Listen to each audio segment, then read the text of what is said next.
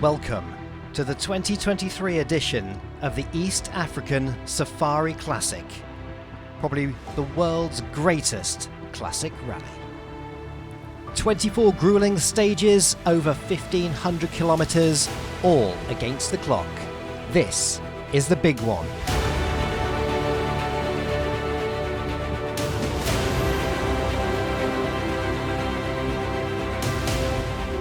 And before we get stuck into the action, let's hear some wise words from the competitors and the event organisers.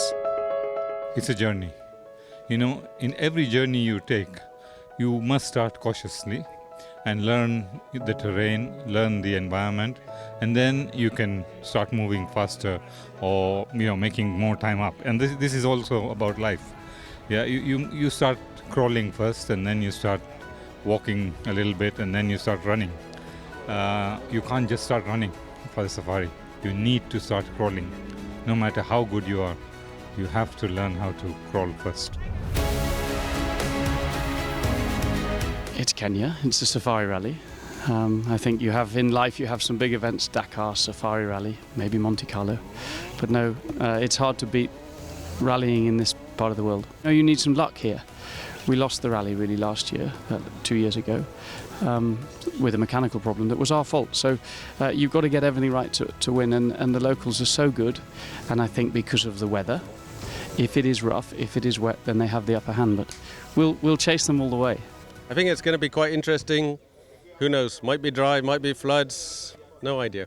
This rally, it's really difficult to judge and to understand until you actually start, and then you start looking at the stage and trying to understand how is it, what is the condition, is it washed, is it dry, is it lots of rocks, is it washaways on the side. So you have to use your knowledge a lot, and you also have to be sensible about what to do.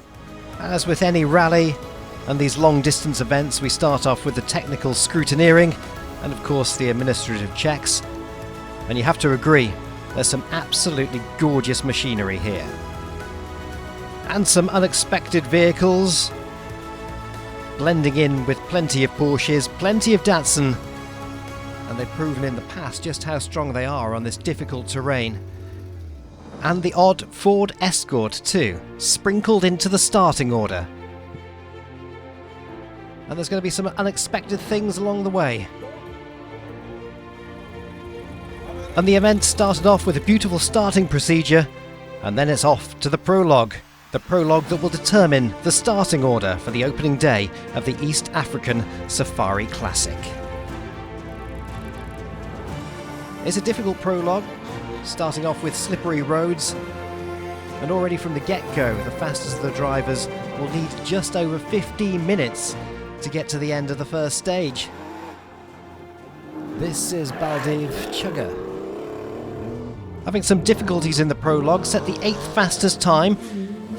Issues as well for this Datsun, driven by Piers Dakin. Not the best starts for him.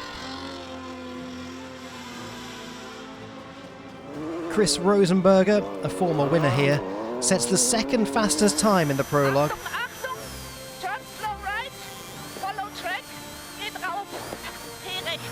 And Jordan Serderaides, with Gregoire Munster by his side for a change, taking evasive action. Some of the Datsuns also got stuck along the way. Glenn and Conrad Jannessens in their Rothmans Porsche. A great start to the rally for their Belgian duo.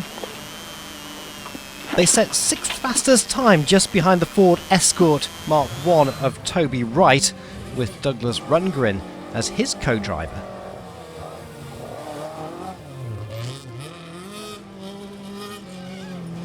And another beautiful Porsche taking the jumps well in their stride, of Frederick Rosati at the wheel with Julia Test as the co-driver. The Jägermeister Porsche of Emil Bretmeier and Alexis Thomas, a car from Barrett Gallery. Beautiful and gorgeous machine. The 3rd fastest time was for Bretmeier and Rosenberger in 2nd, but the fastest time for the prologue was set by Josh McIlvaine and John Coyne for the Irish duo. Nice to see Motorsport Ireland supporting the East African Safari Classic. Most of my rallying is in Europe, in the World Championship or in the European Championship, supported by Motorsport Ireland. John Coyne is the main founder of Motorsport Ireland Rally Academy, and he is also driving, so we are doing a dual partnership in this event. But yeah, it's a good way to start the Classic Safari. Obviously it's only 15 kilometres out of maybe 2,000, so yeah, we have a big task ahead, but it's a good way to start, to see what the pace is like with all these guys here with local knowledge. So yeah, it's nice to start like this, but I don't expect to do that on every stage. Yeah, I was actually very surprised, to be honest with you. We started, thought we'd just take it easy, as I didn't want to go into showing off or anything stupid like that. And you can see there's a bit of body damage. I went through a corner a bit committed and smacked a tree, so my nice, good-looking car already has a dent in it. And then probably a couple of Ks in, there was a big banging sound from the bottom of the car, and we found out now coming into service we'd broken the bushes on the lower lateral arm, so we backed off on that a bit. So I think the funniest moment of the day would have actually been us having the quickest time on the first stage, which I think was probably possible. And it wasn't the intention. And a good start to the rally for Chris Rosenberger as well. It was very, very tricky. It was very narrow. There was a lot of trees on the side, and you had to be careful not to hit anything. And there was some big bumps and jumps. So it was really, really tricky for first stage. But we did a good time, and we get to pick our position for tomorrow. So we're happy. And another Porsche, and third, driven by Emil Bretmeier. C'est la première fois qu'on fait un rallye de ce type. It's the first time we're doing the rally of this type without notes or by driving with navigation. It's just a prologue. A lot of bumps. I think we had some 15 seconds in the air, I think, so really nice. We had good rhythm, so we're going to have fun this rally. It's going to be nice. After the prologue, John Coyne out in front by 8.2 seconds, ahead of Chris Rosenberger, and then Emil Bretmeier is in third overall. But a long way to go. And then it's time to pick the starting order. The results of the prologue decide the order in which the drivers can take the starting order.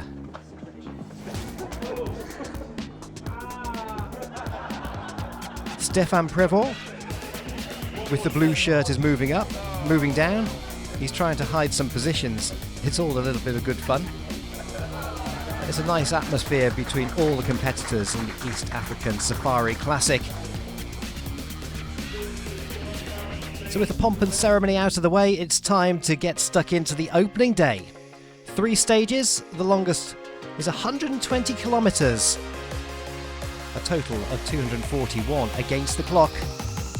And we're off.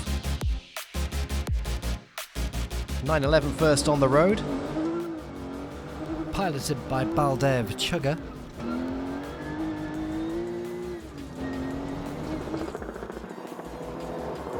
A good start for the Porsche driver. He ends the day in second, even though he has to take these speed bumps in the middle of the road. And it's very easy to get surprised by them, or surprised by the mud, like Chris Rosenberger here.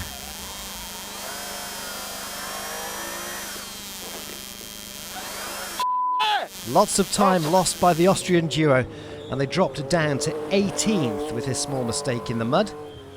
A good day for Bretmeier and Thomas, they're 5th overall. Raymond Devos and Stefan Prévost, though, hit lots of trouble on the opening day.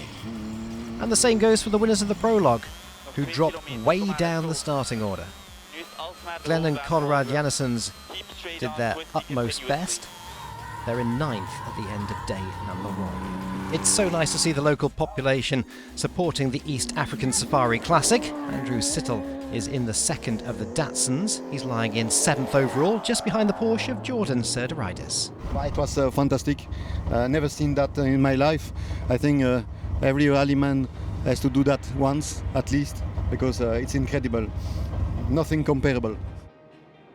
Jordan's in 6th overall, and he's just 3 minutes behind Emil Bretmeier in the Jägermeister Porsche. We're really happy about this day. We tried to make the first stage really calm. We attack a bit more in the second stage, and the third stage is really tricky. I think it's gonna be a lot of things happen in this one for the next ones. Okay, slow it down. We've got blind bumps. Whoa! Plenty of flying bumps indeed, but Bonamy Grimes is still 4th overall. Slow it down. Keep left, keep left. Keep left. Oh, you go. So a great opening day then? Enjoying yourself? Oh, incredible. Absolutely incredible. First time on East African Safari Rally. Amazing. It lives up to all the hype. Incredible. The Italian duo of Amos and Cecchi have a great start to the rally as well, even though they get blocked here by the Irish Porsche. But in Africa, a small tap on the back of a Porsche is more effective than hitting the horn. But still, Amos and Cecchi are in 3rd overall at the end of the opening day. Very spectacular braking here, coming in a little bit hot into the end of the stage. Welcome to Kenya, apparently. It was a very, very nice morning. We had lots of fun. It was a little bit tricky, stage 1. We had a failure in stage number 2. We stopped to change a tire. Once we got into the car, the ignition didn't work anymore. So we had to call the technicians, and we lost about 10 minutes. You are the first driver coming through who is happy about today. All the other ones are complaining about the conditions. I mean, this is rally, no? We come to Africa to struggle and to suffer. It's been an amazing day. Struggling but still loving it, Baldev Chugga is enjoying one of the rainstorms. In all my experience of rallying in Kenya, I've never done something so bad, personally. So we're just lucky to get through. We had a double puncture. We stopped to change both, and then because we had no spare wheels, of course we just had to be really careful to get out. In 2nd at the end of day 1, and that's enough. Let's hear from Jeff Bell. No, it's very nice day. We had a bit of an overheating problem, but that's sorted. We got blocked. The locals had put a big tree in the middle of the road, so we had to get out the car, move it. And while we were moving it, 3 cars went past. So we hopefully the organisers might give us that time back. Otherwise, good day. Enjoyed it. Day 1 done and kind of dusted. The cars washed down, put to bed in Parc Ferme for the night. Time for everyone to go over their onboards, get themselves reset, scrubbed down, quick shower, dinner, bath, bed, because they're coming back to do it all for day number 2. And this is the East African Safari Classic. Let's have a look at the overall classifications after leg number 1. Jeff Bell in the Datsun, clinging on at the top with a brace of Porsches behind him. Andrew Siddle is in the 2nd of the Datsuns, lying in 7th overall. What will happen tomorrow? Leg number 2 of the East African Safari Classic continues after the break. Welcome back to Africa, and this is the 2023 edition of the East African Safari Classic Rally. And leg number 2 consists of 3 stages, the longest being just under 80 kilometres in length. 216 kilometres against the clock. First stage was really enjoyable, very twisty and little fast bits in it. Unfortunately, we got lost 3 times, but it wasn't too serious. I probably lost, 3 or 4 minutes, but nothing serious. Jeff Bell's still leading after the first stage of the day. Chugga is having some issues. We had a nice, good battle with Jeff Bell. We actually overtook him once, then he overtook us again. We overtook him again. We missed a junction just by a little bit, then he overtook us again. So we had a lot of, like a cat and mouse, all the way to the end. And then somehow, literally about 800 meters to the end, we had some, I don't know how we managed to get lost for about 7 minutes. So we've hemorrhaged about 7 minutes in that stage today. So that time lost cost him a couple of positions. He's down to 6th now after stage 4 of the rally. Amos is getting very close to the lead. There's only 9 seconds in it. 15k to go. And a good stage for Bonamy Grimes, with Martin Rowe as his co-driver. Emil Bretmeyer up in the rankings is 3rd overall, together with his co-driver Alexis Thomas. It's really incredible. We are really a big day. We see a lot of the country. The first stage was really tricky for the navigator, but we got through there without mistake, but it was really tricky. They're really enjoying it then, and a good stage as well for Andrew Siddle. Sitting in 7th overall.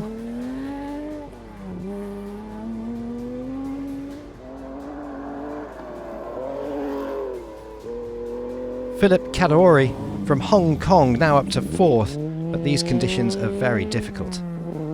Yeah, we had a lot of notes that came in quite late this morning as not part of the amendments last night.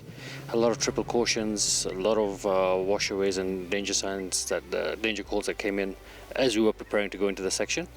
So yeah, it was a bit of a manic morning trying to get those notes into the book before we started the section. The fastest time in the opening stage of the day goes to Johnny Gremmel. It's a pity about yesterday. You know, we were going well. I felt I was going better than today. And then we had a sharp break on the back diff, so we fell out. But we'll just keep going and try and learn as much as we can.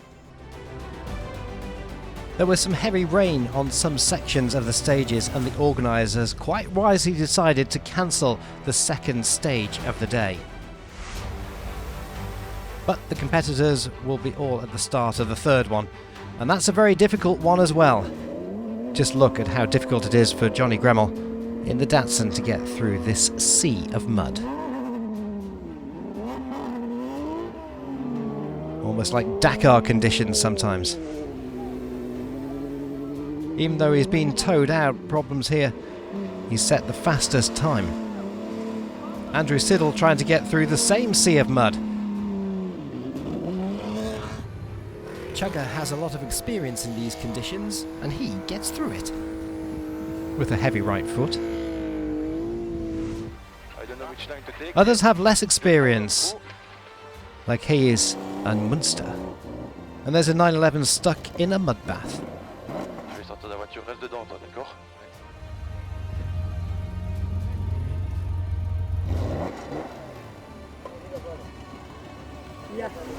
Toby Wright takes evasive action and passes the Porsche. Gives some of the people who are trying to give Hayes some assistance a good mud shower. But Hayes and Munster can continue, and the same case for Brett, Meir and Thomas. But it wasn't only the mud that caused some issues. Just look at this. That was a hard hit for Bonamy Grimes.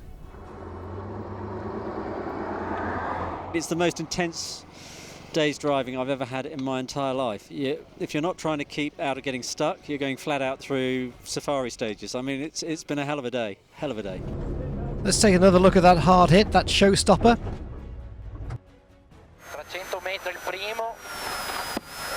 Another good day for the Italians. Another good day for the Porsche. Up to second. With some 3 minutes behind the leaders.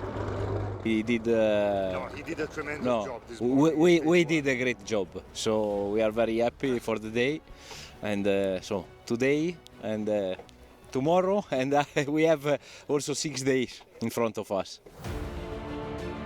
The East African Safari Classic is proving to be another classic. Jeff Bell out in front in the Datsun, but behind him, 3 minutes and 16 seconds away, it's a brace of Porsches wanting that top spot. Leg number 2 had one cancelled stage and plenty of wallowing around in the mud.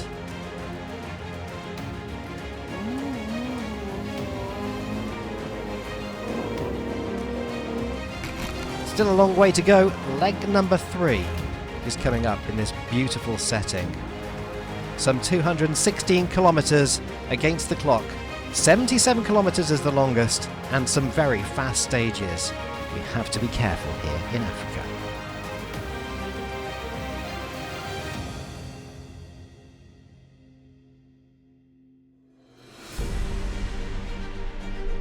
This is the East African Safari Classic, the 2023 edition. Leg number 3 consists of another 3 stages, the longest just over 77 kilometres in length, total distance of 216 kilometres for leg number 3. But you have to be careful here in Africa. Just look what happens to Josh McElwain here. He misses his braking point, but he's able to continue. Fantastic move by the winners of the prologue.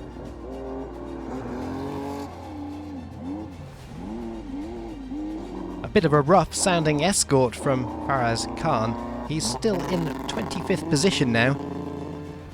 Anthony Nielsen, another Kenyan driver, just inside the top 15 with a more recent escort.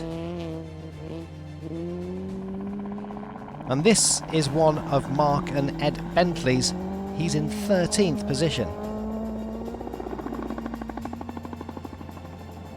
And another hero of Kenyan rallying, Ian Duncan, just ahead of them in 12th position. And it's that corner again. A roll for Samuelsson, but they will be able to get the car back on its wheels and continue. Rossenberger is up to 8th now. It was difficult, like every day of the classic Safari Rally. It was a big challenge. Second stage we had a first fastest time, so we had a fastest stage time. That went really well. There was quite some navigation here. I have to give a big compliment to my navigator here. She got us through without getting lost. It was really good because it was difficult. Some got lost, we did not. And at last stage we had a big puncture again and changing wheels and bent rear arm. It was a really tough stage, and we kind of got the car through. Piers Dakin set the fastest time in the last stage of the day, and he lost some time at the beginning of the rally. Had a big crash on the first day. I think probably technically wrote the car off, but we straightened it, and yeah, we're back in. So, but we're not classified. We missed 2 stages, so we can't get a position, but we'll just go out and have some fun. Toby Wright and his co-driver Douglas are just outside of the top 10 at the end of the third day, and a solid performance by Joseph and Lewis Jobs in their Porsche, setting a 7 time in the final stage of the day. A good start of the day for Johnny Gremmel, but then he lost some time in the second and third stages. And the same could be said for Philip Kadori. He's dropped to 7th overall. Today was a really difficult day. We started, as soon as we left the service park this morning, we heard a funny noise from the gearbox. We went into the first stage and we lost every gear except 4th, which was a big shame, so we lost time in the first stage. We changed the gearbox, went into the second stage, had 3 punctures. In the second stage, we only carried 2 spares, so we drove out on 3 wheels. We also lost 3rd gear on the second stage, so we changed our gearbox again, taking a 10-minute time penalty because we arrived late into the I think 10 minutes, we don't know yet, into the time control. And then the 3rd stage we had 2 more punctures. So pretty much a pretty disastrous day. However, a great day for Sir de Riders and Munster in the Porsche. They're now up to 5th. And Emil Bretmeier and Alexis Thomas just ahead of them in 4th position. But just look how blisteringly fast they are. So fast they get an overshoot. Just missing that braking point at the famous corner, but not much time lost. Chugga is up to 3rd with his Porsche. This is one of the most unpredictable sort of classic rallies I've done in my whole entire career. And we have a new leader, as Jeff Bell drops to 2nd overall, just 3 minutes behind. And that leader is the Tuthill Porsche of Amos and Chetty. Well, we're leading overnight. We're 3 minutes in the lead, which is totally irrelevant in this rally. So we're not getting excited, but he's driving beautifully. He's had no problems. And we have 2-3 other cars in the top 10. You know, honestly, I think someone who's 2 hours behind tonight can win the rally. I don't think we're day 3. Feels like about day 7, but we're day 3. So no, we sit tight. We're in good shape. It's an endurance rally now. And these are the standings after day 3. Amos now leading from Bell, Schaja in 3rd, and Bretmeier is in 7th overall. It's a Porsche at the top, Datsun in 2nd, and we're only a third of the way down the road, but all competitors already love the East African Safari Classic. Look at where we are. Think about the mileage we're covering. It's incredible. We're doing 3,500 kilometers in 8 days. You know, 1,800 kilometers are competition stages, and you have so much variation in the stage, super flowing, high speed, to very tight and twisty bush where you cannot see around each corner, to boulder fields where you just have to tiptoe, otherwise risk a puncture. It's amazing. I think the length of it makes it special. The terrain, every road is different. It's a big challenge. You get very long stages, 120 kilometer stages. Don't get that anywhere else. So it's really good fun. And we're driving on open roads. Most of the roads have no traffic, but there is still the possibility. So you can't drive 100%. It's completely different than what everything you did before. It's a long stage, very long stage, and it's real stages. You have sometimes a straight of 6 kilometers, but still you have to stay on the road because there are bumps, holes, mud, everything, animals.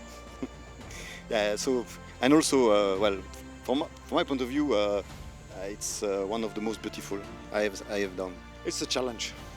To be honest, the first time I came, 2019, we won, but you only win if you have no problems. So it was almost easy because we had no flat tires, we didn't get lost, we had no technical problems, great team. We still have a great team, but now we have flat tires and we get lost and we get stuck and we have all kinds of problems, but it makes the challenge big, and the more demanding it is, the more fun it is. Well, what makes it stand out from all other events I've done is the condition of the roads. Sure, they're really bad, especially the transport sections. When you turn off the tar roads, very rough.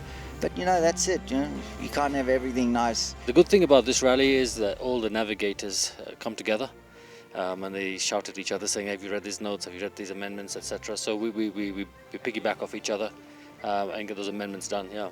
Every stage is different, every hour is different, especially when the weather changes. The people are special. All the people who come from across the world, we end up all becoming really good friends. Media people who take our pictures across the world, show the world the beautiful landscapes and colors of Kenya. All the beautiful rally cars, the different variations of cars. It's so much combined into it that just makes this rally so special. That's it for episode number 1 of the East African Safari Classic. Next week, we'll bring you more thrills, spills, and of course, muddy action from the beautiful continent.